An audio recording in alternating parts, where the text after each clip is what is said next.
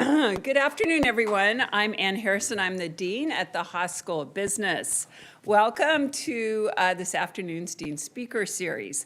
We are so fortunate today to have Patti Poppe join us. She is one of 52 women Fortune 500 CEOs. This is just so incredibly exciting.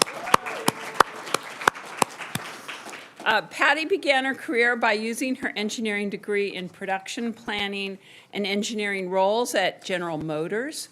As she rose through the ranks at General Motors, she adopted her philosophy of lean management, influenced by her time on the company's global task team, where she traveled around the world to learn lean manufacturing techniques. She started working in energy in 2005, starting at DTE Energy in Michigan, and then she became the first female CEO of CMS Energy Corporation, which supplies electricity and gas to nearly 70% of Michigan's residents. By the way, I had this incredible opportunity to hear her speak yesterday at a rival school called, I think it's called Stanford, yeah. And she told us that she feels much more comfortable in a hard hat than she does in a business suit, which is hard to believe, but she was really amazing talking about being out there in the field. So Michigan, 70% of the residents, as I was saying, through all these roles, Patti developed a track record of supporting renewable energy development and implementing a strong safety culture. It should come as no surprise that after all this foresight and determination, that led to her appointment as CEO of PG&E. After PG&E had had all those incredible crises, in 2021, she was brought in. Incredible story. Patti's current company goals are to strengthen trust in PG&E by improving safety and embracing technology to put the company on a course towards cleaner energy. I was delighted to learn yesterday that Patti has her very own defining leadership principle, leading with love. And I'm sure she'll talk about that today. Thank you so much, Patti, for taking the time out of your incredibly busy schedule to come and speak with our students today. Some quick housekeeping before we start. You should all have a note card on your seat. If you have a question now or any time during the event, please write the question on the card. Please be sure to include your name and the program you're in, and then my colleagues will collect them for the Q&A portion of the fireside chat. So I'm now going to turn over today's Q&A to Paolo Gutierrez and Madhu Gupta, and they will moderate today's discussion. Thank you so much.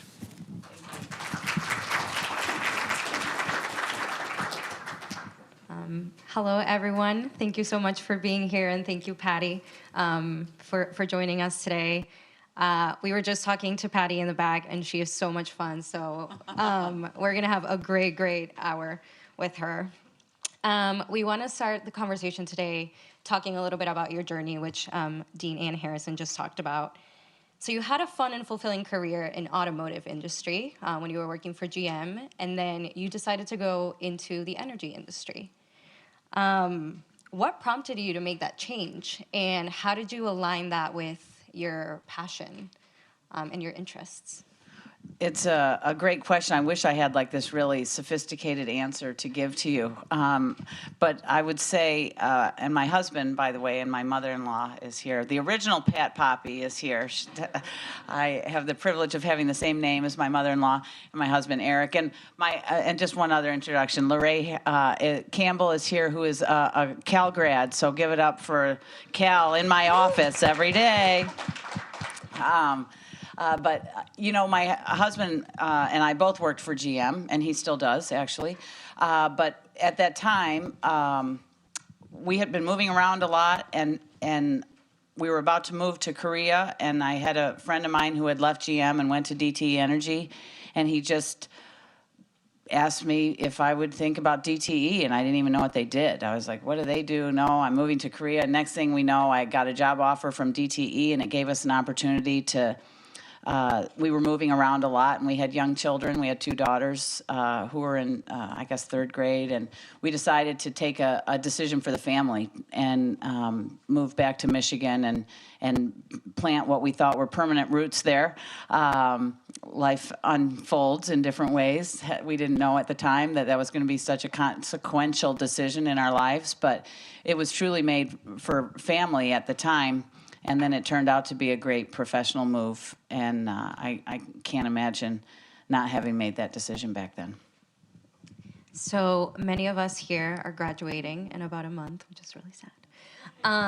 And with that comes big career pivots.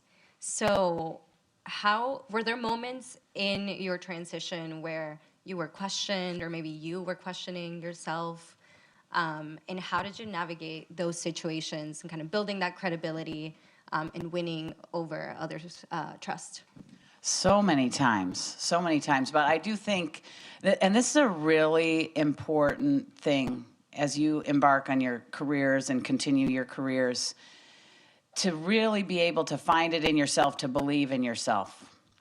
And I remember this moment, my first day in an assembly plant. These are big factories, you know, and here I was, this girl with a ponytail and my blue jeans, and walking down the aisle. I didn't know where I was or what I was doing, and these guys pulled up in this golf cart, and they said to me, "What are you doing here?" And I was like, now just freeze frame for a moment. Like, in my mind, I'm thinking, I have no idea. Like, how do I get to column number B80? Like, I had no idea what I was doing. But if I had said that, I mean, I would have lost all respect from these people. So instead, out of nowhere, I blame it on my high school math teacher. I feel like she infused me with confidence. And so I just look at these guys and I said, I got a job to do. Don't you have a job to do? Don't you think we should get back to work? And these guys go, "Oh, you want to ride?" I go, "Yes, I do. Can you please take me to B80?" You know, and I just think about, like, if we just don't count yourself out. You walk in the room, every person in that room is wondering what they're doing there. I can assure you, all of us have these questions about what's happening. We don't know as much as we pretend to do. And you just have to be honest with yourself, and it gives you permission then to actually admit when you don't know, and to ask for help and get support from people that you're working with that do know more than you. No one's going to expect you. They're going to know you're smart. I mean, you went to Cal, you went to Haas. They're going to know you're smart, but they're going to expect you to want to learn more and learn from them. And so one of the best ways to overcome, not knowing is by being curious and learning from those that actually do know more than you do, and let them teach you. We were talking in the back how you're one of two-time female CEOs, which is, amazing, but also means we have a lot of work to do. We're curious to know, you went from a plant manager, you always loved working in the field, which is, it's a tough place to be in. How did you kind of know that you were going to be in that CEO track, and then that you wanted to be a CEO? I was just thinking about this. There was a large part of my career I never would have imagined being a CEO. My singular focus was to be a plant manager. That was my dream. I had a great plant manager who I loved dearly, who made my life better because he was such a great leader, and I wanted to do the same for others. And so all of a sudden, I was awfully close to that goal, and I was with one of our vice presidents, I remember, and he said, "Patti, what are your career goals?" And I said, "I want to be a plant manager." He said, "I have bad news for you." I was like, "Oh no." Really? He's like, "You got to think higher." I was like, "Uh-oh, what do you mean?" I said, I want to be a plant manager." He's like, no, you're too young. Like, you're going to be plant manager like in a year. You're going to have to do, like, you need a bigger goal. And at Blessing, at the time, I was in business school. And so it gave me a time to reflect and imagine something beyond being a plant manager. And that was the first time I ever said out loud to anyone, like, maybe I'd like to be a CEO someday. And I have to tell you, it's really important at some juncture to get clear with yourself about what you do want from your career. Being a CEO is the most amazing job, but it comes with a lifestyle that you have to not think that you can skirt. Like, I did really hard jobs to get prepared to do this very hard job. And so being willing to make those choices, I often say there's two kinds of careers. There's one that's like a destination in mind, and there's one that's full of interesting assignments. And I'll just tell this real quick. When you have a destination in mind, it helps weed out choices. Somebody actually just said this today, and so I'm going to use his story. Imagine a soccer field, and you have, the goals on one end. You're here at this goal, and you want to get to that goal. If you're really clear about what that goal is, and if it's CEO of a Fortune 500 company, the shortest path is a straight line, but it rules out a lot of interesting assignments. Because I needed to, as I was coming up the ranks, I needed to do very important things to prepare me to compete to be the CEO. Nobody ever promised me a CEO job, but to compete for that. And frankly, it happened sooner than we expected. That the person I was succeeding got sick. And so my HR person came to me and said, you ready? I was like, shouldn't Dan do it? He's like, no, you should do it. You do the job. So I didn't, I wouldn't say I knew I was ready, but I had prepared. And I had taken the tough assignments to get me prepared. But you can also have a very rewarding and fulfilling career doing interesting assignments. But it's really important to know which you really want. And so what I watch a lot of young people do, they make a mistake of choosing their own career paths and choosing these interesting assignments, and they may or not prepare you to compete for the job you really want. And if you all of a sudden find out you just spent the last 10 years doing stuff that isn't getting you to where you want to go, you'll be disappointed. So doing interesting assignments, I had this friend, Janet, who always had the most interesting jobs. But she got to this point in her career and she wanted to advance, and she didn't have the requisite experiences, and she was disappointed. Now, if I might, my husband had no interest in being the big boss and managing a bunch of people. That was never his interest. He wanted to solve the toughest problems, and so he always chose the roles that had the toughest problems, but that wasn't necessarily going to lead him to be CEO of General Motors. He didn't want that. And so he was never disappointed with that choice. He was fulfilled by his choice of doing really interesting work all the time. I just don't want you to make the mistake of thinking you're on a destination path, but you're actually setting yourself up for these kind of interesting assignments. So my best advice on that is study the people who have the job. If you have a destination in mind, first of all, be honest with yourself about that. Don't apologize. Not everybody wants that job. If you are wired that you want that job, have that in mind. Then study the people who have that job or similar jobs and prepare like they did. Take the tough assignments. Do those hard jobs that aren't glamorous and aren't going to, get you on the cover of a magazine. They're going to prepare you to compete for that top job that you're really after. Thank you. That's really helpful advice for all of us graduating. I want to pivot a little bit to talking about PG&E. So you came to PG&E in 2021, and when you made that decision, you had the big task of fixing the company's culture and operations. And in one of the interviews or speeches that I watched as I was preparing for this, you said that Larry Culp, the CEO of GE, called you the day after it was announced to say, "You're the only one with a harder job than me in America now," which is That is a true story. Very scary. Part of your strategy in tackling this challenge was bringing in the lean management methodologies and also your philosophy of leading with love. Why did you choose these two? And how did you get the stakeholders, you coming in as a new CEO, to believe in that and to take that culture and run with it? Yeah, it's such a great question. I remember thinking earlier in my career, I would look at these CEOs and wonder, how do they know what to do? And then I became one. I'm like, oh, no, now I do actually need to know what to do. But when I took the PG&E job, I did have the benefit of experience. And so when I talk about preparing for these tough jobs, I had been the CEO of another utility. It happened to be a really wonderful utility that was performing very well, but had had its own turnaround. And I had been present for it and actually led our customer trust transformation. We were lowest in customer satisfaction, and actually in my time, we became #1. And I knew what that took, and I knew how to rebuild trust, and I had experienced really challenging turnarounds also at General Motors. And so I actually knew what to do. And it's a little uncharacteristic for me because I consider myself a more participative leader. I like to engage the team in deciding the path, but we were in a crisis. We had just come out of bankruptcy. We literally had had 4 CEOs in the matter of a year. The team had been under a tremendous stress and catastrophe and needed healing.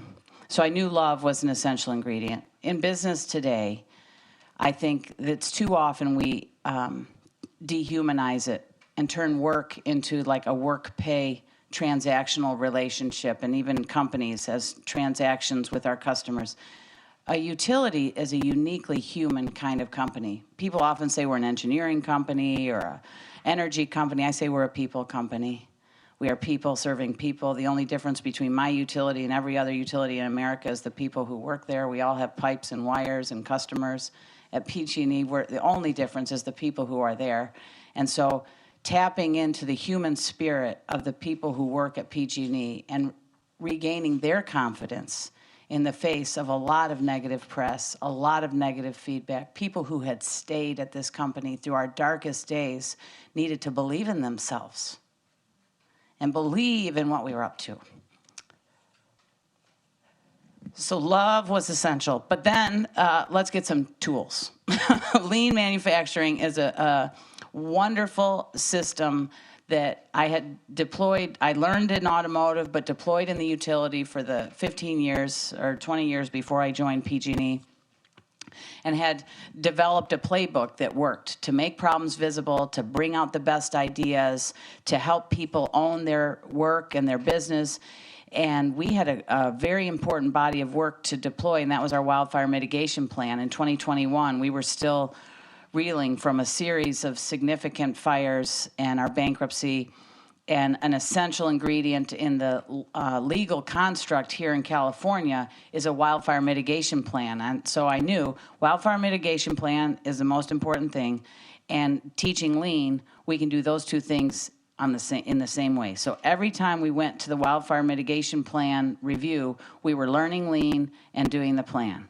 Doing the work, learning lean, every time. In fact, I just had a meeting with my team today reminding us that every meeting we are in has 2 purposes. Number 1, to teach our performance playbook, and number 2, to do the work, so that we can have a sustainable management system that teaches people at all parts of the company, from the front to the back, what it means to deliver excellence and improve our work every single day. And it's working. I'm happy to report. We have reduced our wildfire risk by 94%. That is not a make-believe number. That is calculated by the risk exposure that we have. And the remaining 6% we're improving every day, and is backed up by our situational awareness, which includes I have over 80 former firefighters who work for PG&E who help us mitigate our risk every day and respond when an ignition occurs. CAL FIRE and the state of California have dramatically invested in their capabilities. We have 1,500 weather stations across our service area. That's from basically Oregon down to Santa Barbara and Bakersfield. Those weather stations have real-time data that communicates. We've divided the entire service area into 2-kilometer blocks. Real time, every minute of every day, we know the temperature, the wind speeds, the moisture levels. If there's a tree in strike distance to the line, we know what color that tree is. We know how many feet it is from the line. We know the angle to the hill.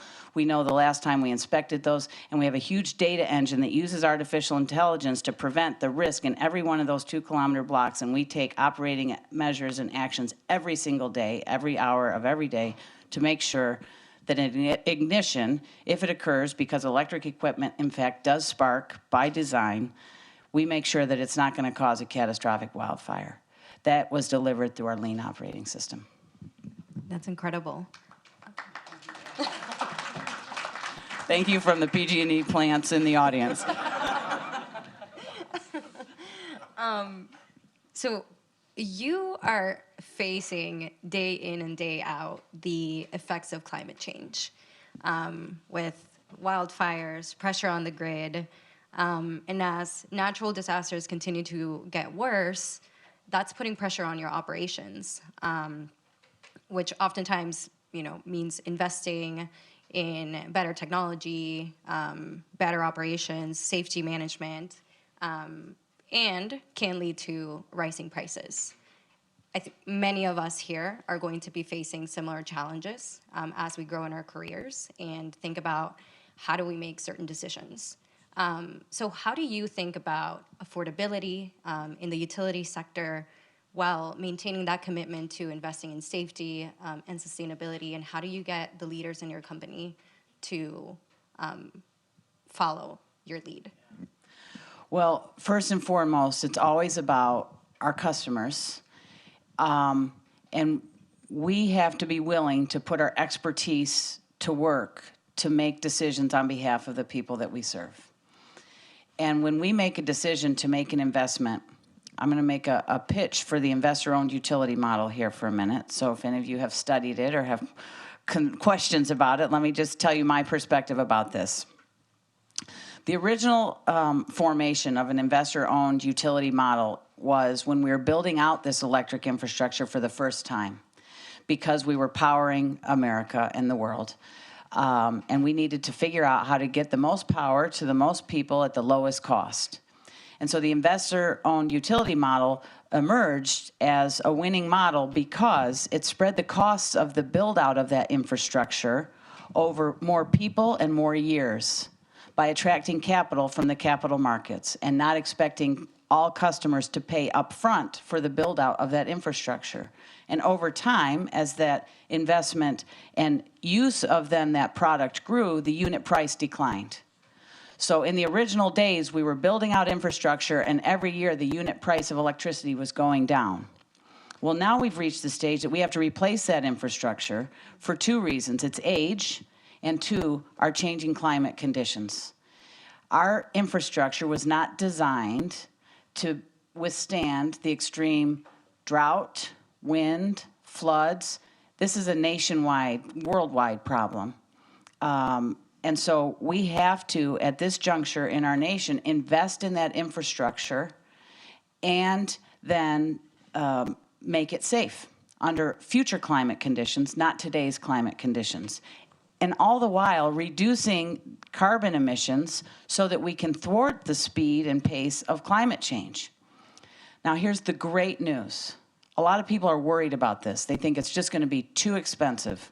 Well, one of the best things is the confluence of decarbonizing through electrification while we are building out this new infrastructure actually will grow load, just like we did way back when, growing load while we're making these investments, thereby lowering the unit cost of energy as we go forward, if we do it right.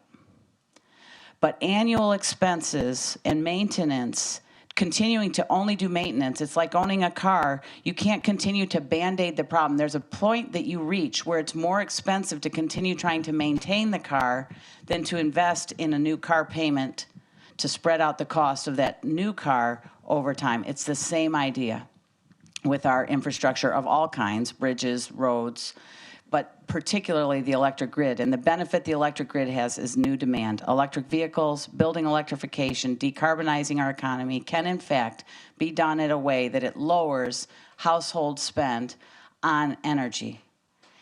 Electricity is a more efficient fuel than gasoline, and we can then transition from natural gas to electrification. We're going to be proving all this out here in California first. PG&E is at the heartbeat and the forefront of delivering this future and showing that it is possible. And thankfully, California is not going to get weak-kneed about this. It's going to be a major issue politically across the nation. And fortunately, California will stand our ground, and PG&E is essential to that clean energy transition, decarbonizing our economy at the lowest societal cost. And I could not be more excited to lead the team at PG&E to make that happen. That's incredibly helpful context, Patti. Thank you. Now, before we shift gears to talk about the future of energy, let's discuss some of the challenges that PG&E is facing today. As we all know, decarbonization has been a major goal for PG&E. What is the biggest hurdle you see to achieving your goals, and how do you hope to combat these challenges? That is a great question. I'd say there's two big hurdles. One is our willingness to believe as a society that it's possible.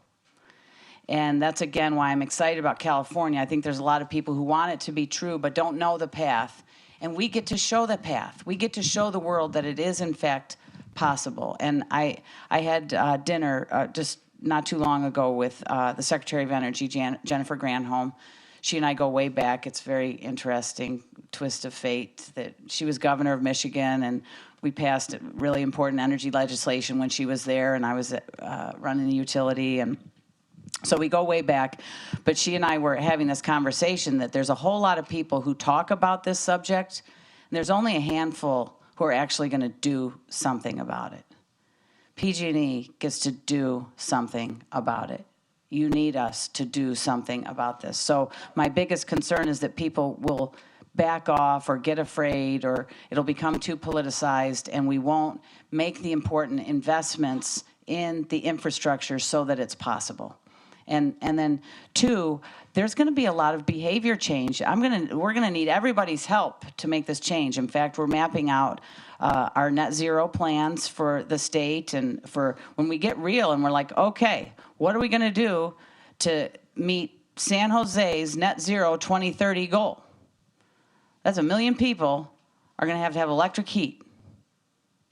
How are we going to do that? That's a big human behavior actual challenge. We're going to have to convince people that it's in their best interest to switch fuels and to drive an electric car. And 2030, hello? TikTok, that's 6 years from now. So all that to say, we have a lot of work to do. And so time is not on our side. But really, I think when any great innovation happened, and when we built this grid out in the first place, people had to have faith that building this infrastructure was going to be worth it. And I don't know about you, but saving the planet feels like a pretty darn good reason to make a change. And so we're all in. Absolutely, I couldn't agree more. Now, like in any industry, utilities too needs to adapt their business model and their strategy to evolving customer preferences. And we are interested in how you are navigating such shifts. Specifically, what is your view on decentralized energy generation and microgrids, and what is the subsequent impact to your business model? Yeah, well, I think we have the benefit of the distributed energy resources that exist in our system, but we today are blind to them. And so they are not optimized. Our energy system today is not optimized. It is we've got big bulk power and distribution equipment and transmission equipment that is designed for that big bulk model of delivering the highest volume at the lowest cost. It's like, the big Walmart of energy. The grid is just a big centralized system by design. Plugging in all the distributed resources has been done so far very much to the benefit of the individual at that premise. We now need to fully leverage the benefit of those distributed resources, and the only way to do that is by complementing them with storage, both bulk storage and localized storage. And if we can store that energy that's produced, we have too much energy produced in the middle of the day today in California. It's way more than we need. And so adding more generation capacity at noon is a waste of money. We need to add storage resources. If we're going to invest in something, when we look at the system as a whole, invest in the storage resources so you can store that energy at noon and then start to spread out supply and demand and start managing demand for the first time ever. We didn't have devices. Until now, the energy grid has been a demand taker, just by definition. By definition, the grid that we've all lived with all our lives has been built for peak demand plus, say, 15%. We're now at plus 22%, so peak plus 22. In California, it's about 5 days a year that we come close to that peak. Every other day of the year, we have way more power, and the whole system is way bigger than it needs to be. We have the chance, with increasing demand, to more fully utilize those existing resources, actually optimize demand in the form of EVs.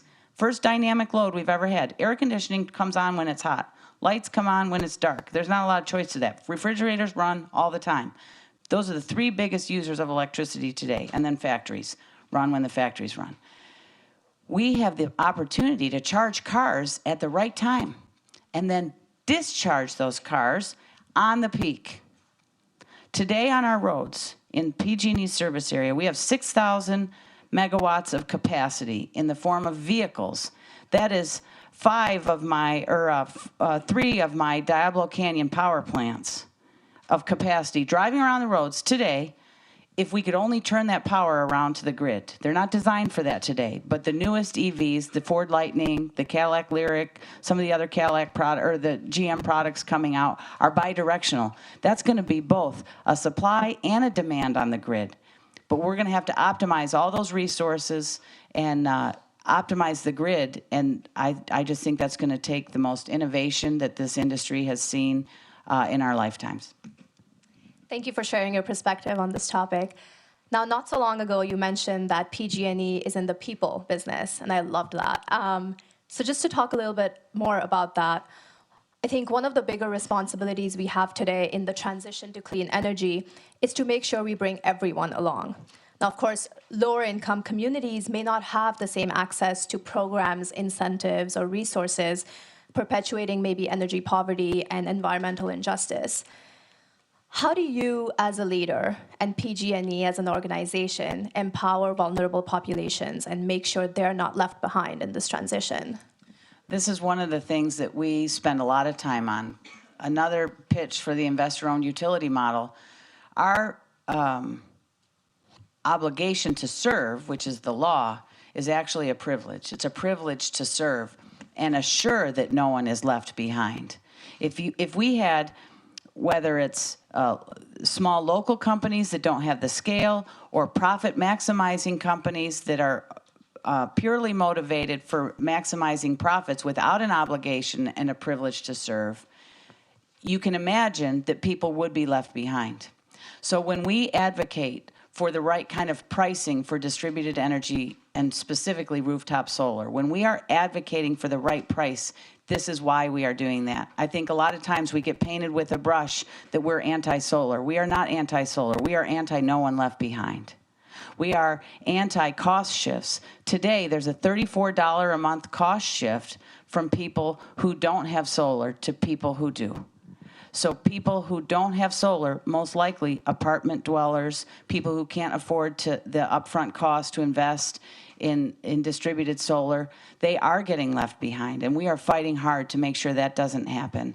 And the CPUC made an important proposed decision in the last week to add a flat rate to the bill to more accurately distribute the costs, not new costs, but the existing costs to people equally, so that anybody who uses the grid should pay for the maintenance of the grid and pay their full freight. We would have argued that might have been more, should have been applied, but it's a good starting point to try and get the costs allocated properly so that no one is left behind. Thank you. It's really encouraging to hear PG&E's efforts towards a more fair and just transition. Looking ahead, of course, the world overall is changing at such a rapid pace. And for businesses to tackle climate change effectively, it needs to be a concerted effort that requires collaboration. However, one might argue that the energy ecosystem is not set up for collaboration, starting with the fact that we have such a fragmented power grid. So I'm curious, Patti, how do you see collaboration between public, private, and cross-sector entities evolving as we continue to put pressure on our grid? It is one of the most important ingredients. You're completely right about that. When I knew I was coming out to PG&E and started imagining my time at PG&E, I was so excited about the access to the innovation and technology that exists here, and the privilege to serve, the Bay Area and Silicon Valley. I mean, any utility in America would be proud and excited to serve the customers that we get to serve. And so I started engaging in the innovation ecosystem here, and I got very resounding feedback, and it was this: Patti, PG&E is killing us, death by pilot, they would say. Like, how many pilots do we have to do? Like, it's crazy. We're a little company. We can't afford to do all these projects to prove ourselves. We don't have the funding to do that. So we took a completely fresh look at how innovation can plug into our system. And what we realized is that often people have a solution and they're hunting for the problem, as opposed to having a problem and finding the right solution. So we came at it to say, my team looked at our 10-year strategy and our clean energy plan, and what were they came up with 70 problem statements that defined the gap from where we are today to where we want to be in 10 years that we can't solve by ourselves. And we held an innovation summit last year, and it was we invited the world to come help us solve these very specific 70 problem statements in a variety of areas. Wildfire was one, but 24/7 decarbonized energy was another one. How to transition the gas system was another area. EV, full utilization of EVs. And so we put out all these problem statements. 3,000 people joined us that day, which I was so stunned and excited. We limited the in-person to 300, and that filled up in like a day. And Elon Musk spoke at our event, which people really felt like that was the big news. That he makes news everywhere he goes, which was fine with me because we wanted to make news that day. But the real news, what actually happened that day that was so important, in addition to all of these innovators getting access to PG&E and being able to realize here are the problems that need to be solved and matching their technologies, their ideas to the problems that we had, we made an announcement with Schneider Electric and Microsoft that we were launching the first distributed energy resource management system on the cloud with these incredible technical partners, and be the first company in the world to be able to optimize all these distributed resources. That was actually the news that mattered that day. And since then, we had 300 submissions and 60 finalists, and we're narrowing down to 50 to figure out how to partner with each of these technologies that are ready to scale. And we're not going to invest in the companies, but we're going to be their number one customer, which every startup needs both. They need seed capital, but then they need a great customer. And so it's a really great role for PG&E to play. Awesome, thank you. And now as our final question, given the context in which we're living in with the shift towards sustainable energy systems, the need for resilience in the face of climate change, and of course the imperative to address equity along the process, I'm sure you see both innovation and setbacks on a daily basis. So with that, what keeps you up at night? What keeps you going? And what are you most excited about as you think about the future? Well, there's no doubt safety is what keeps me up at night, the safety of my workforce and the safety of the communities that we serve. And so we put a lot of effort around that, and I think about it all the time. And we have systems that have dramatically improved the safety, but of course I think about it all the time. And I am, what was the second one? Oh, yeah, what keeps me going? Oh, the people of PG&E that I have the privilege of working with and the customers that we serve. I mean, I just love what we're doing. We know that we are changing, and changing that culture and leading with love has been such a galvanizing force for us. And it's been just a real challenge, but a lot of fun. And then I'm excited about being able to deliver on this clean energy transition for the world. I truly believe that we are at ground zero here in the Bay Area, in California, to show the world that it is possible. And there's a lot of people who have been working at it for a long time, and maybe they're getting tired, and there's a lot of opposition that's drumming up, and we just can't lose our faith. And I'm thrilled to be able to be at the place where we're going to do something about the world's existential challenge. Thank you so much.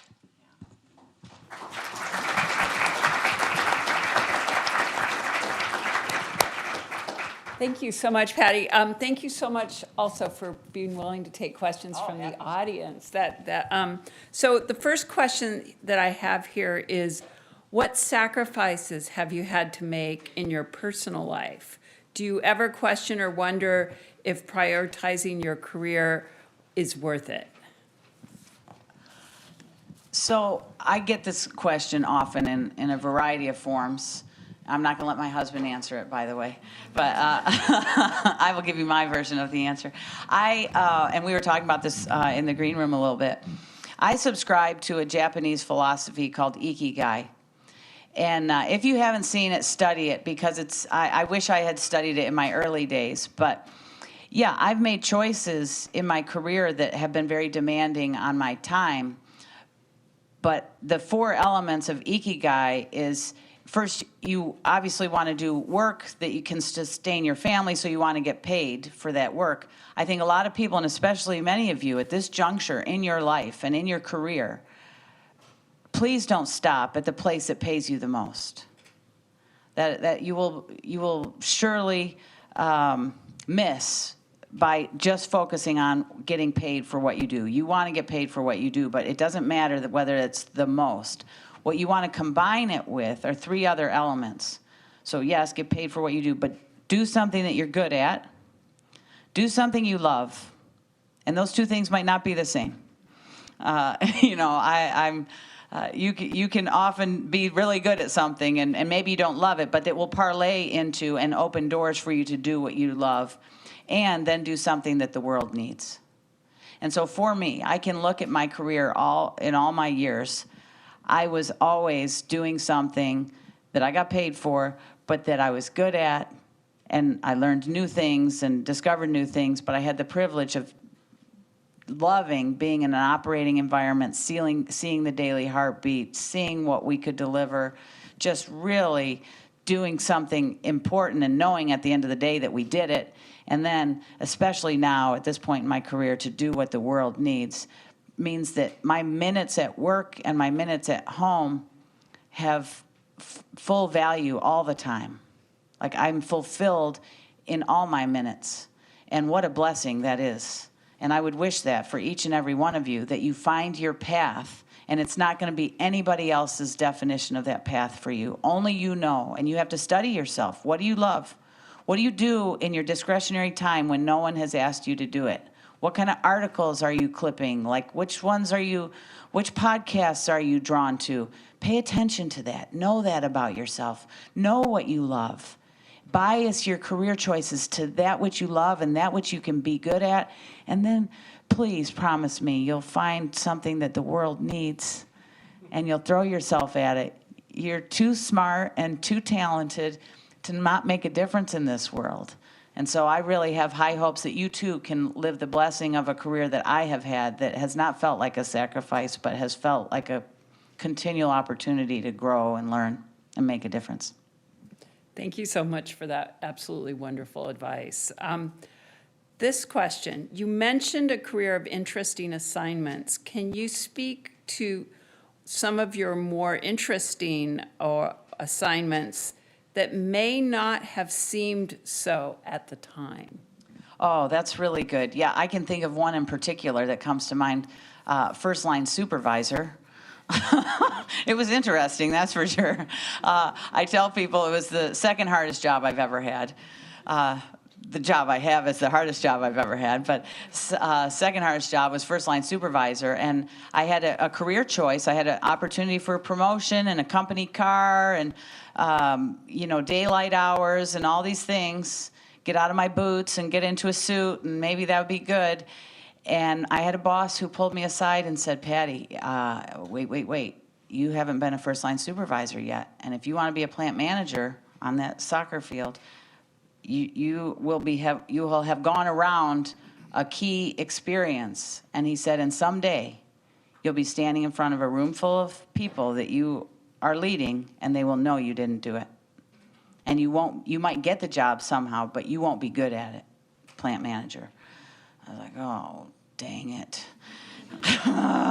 So I turned down the company car, and I took the second shift trim shop supervisor job that really sucked.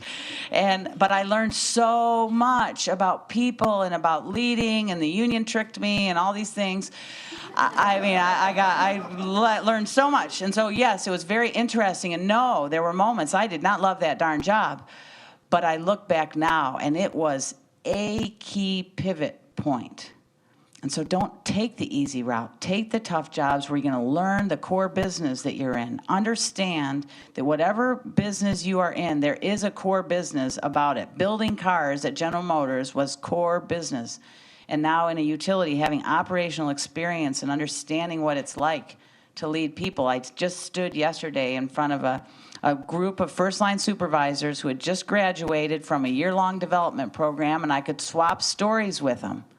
Do you think that gives me credibility as their CEO to be able to talk shop with these guys? Yes, it does. And when I say guys, it was men and women, gender neutral there. But I think that sometimes you take the tough job on the pathway to a destination because you have to learn the business. And you need to know how it works and why it works on the ground floor so you can lead it well. Thank you for that.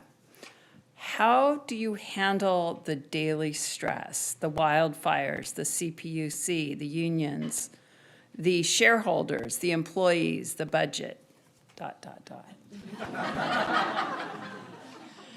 There is joy in the journey. No, I do have coping mechanisms. One of the things, this did happen. I was probably 6 months into this role.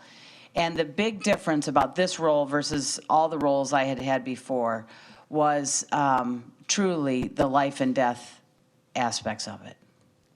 And how in the early days when I had just arrived here, how uncontrolled it felt. And the risk of another catastrophic wildfire was real. And it was scary.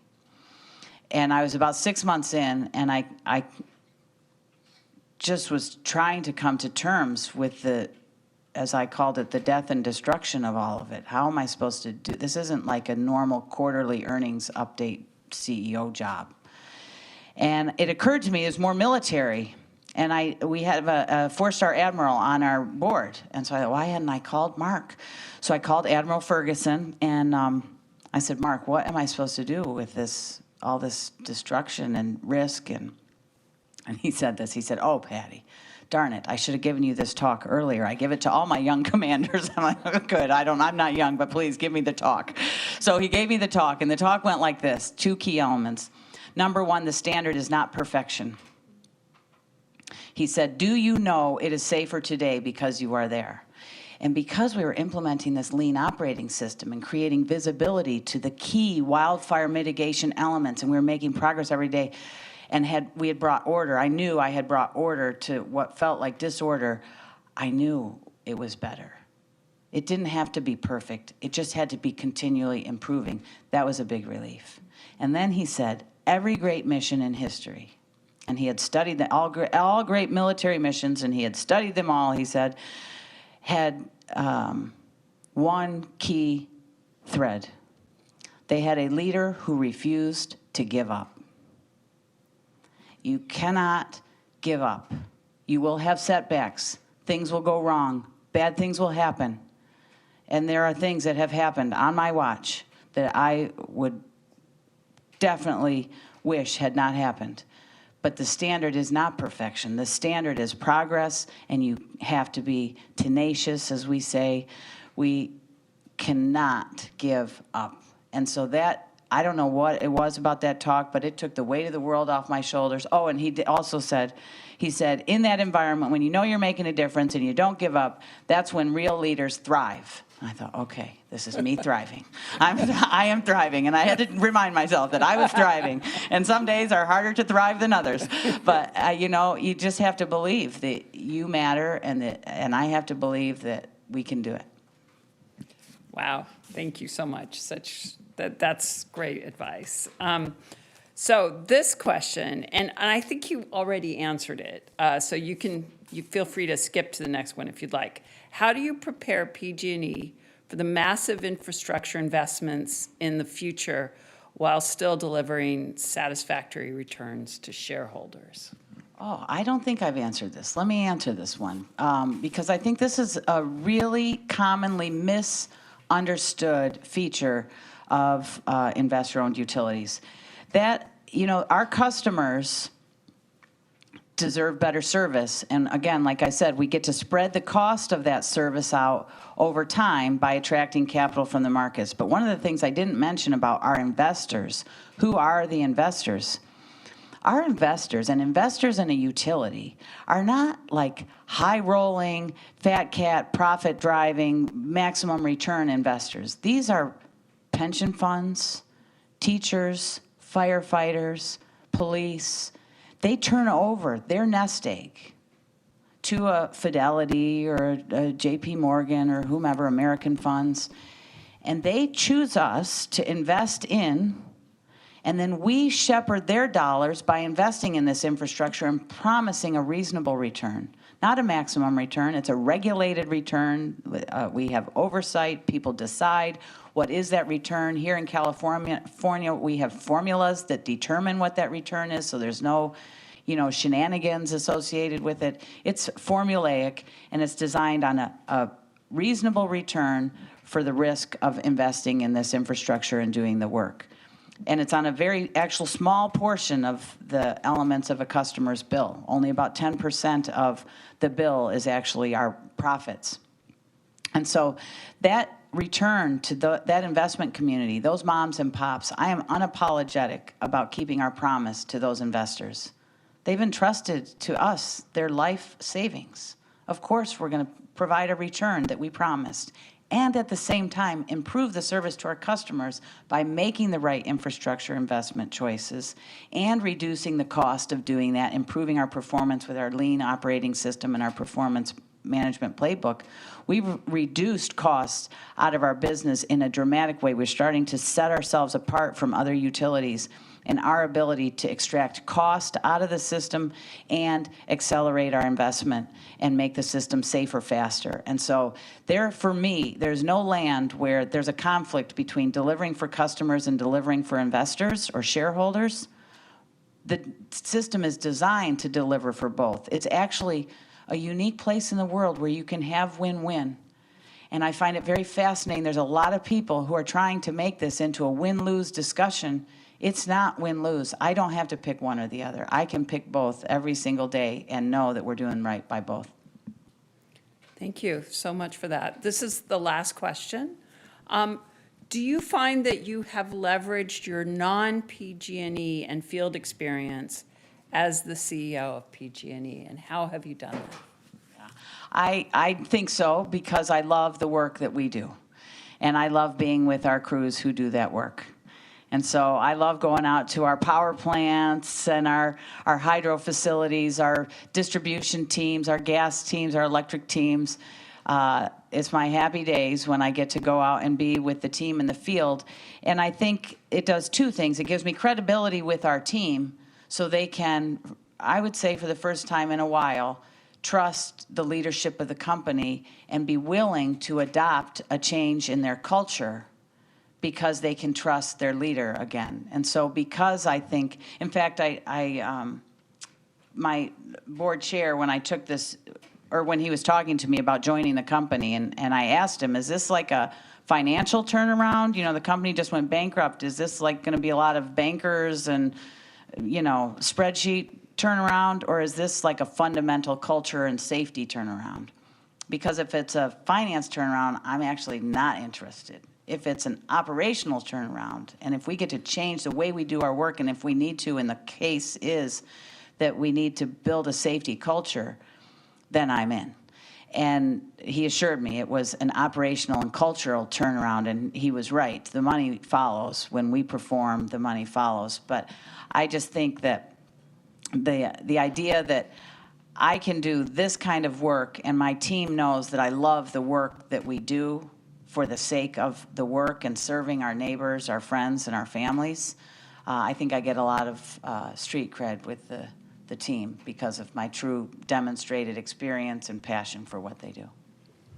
Thank you so much for that. So there are going to be refreshments at the back, but first I just want to thank you so much for coming here to Berkeley Thank you for Haas. having me at Berkeley Haas. Yeah, So we are nice. just so impressed.